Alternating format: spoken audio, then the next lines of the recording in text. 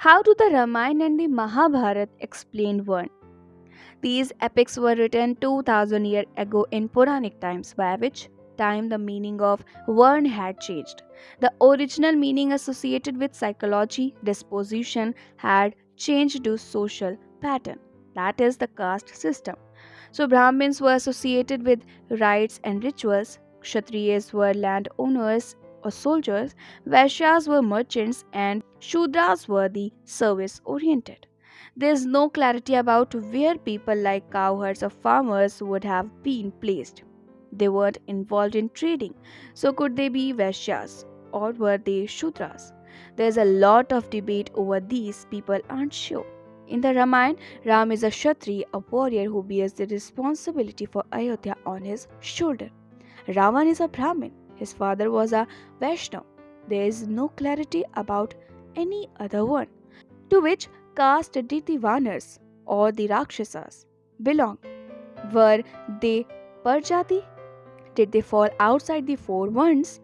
It is not clear. In the epic, a Kshatriya kills a Brahmin, that is, he commits Brahmahatya, the murder of a Brahmin, which is a pap, sin. We can see the hierarchy at play here.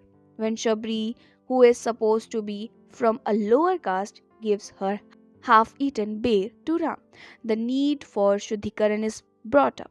Ram's touching Ahilya with his food suggests that the impure has been purified.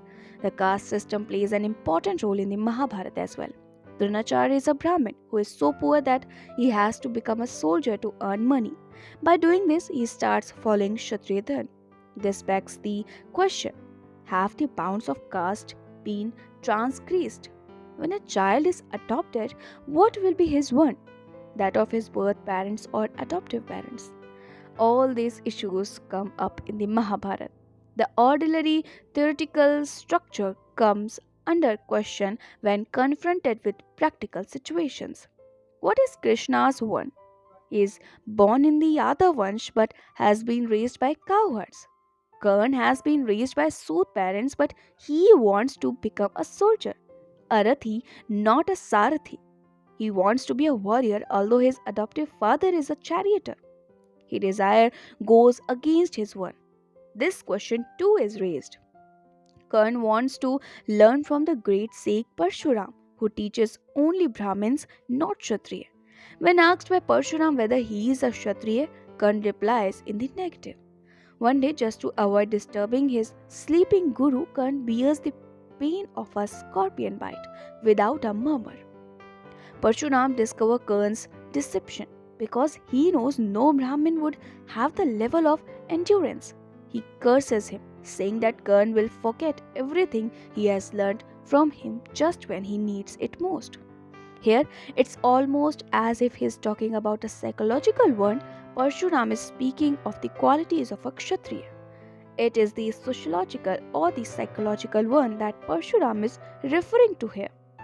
It is not clear. The question becomes complex here. Is Karn cursed because he deceived his guru or because he pretended to possess a Brahmin's qualities? Varn, rules, jati are issues that arises here, and in Karn's story they plays a big role. Does the caste system exist only in Hinduism in India or does it exist in other religions in other countries as well?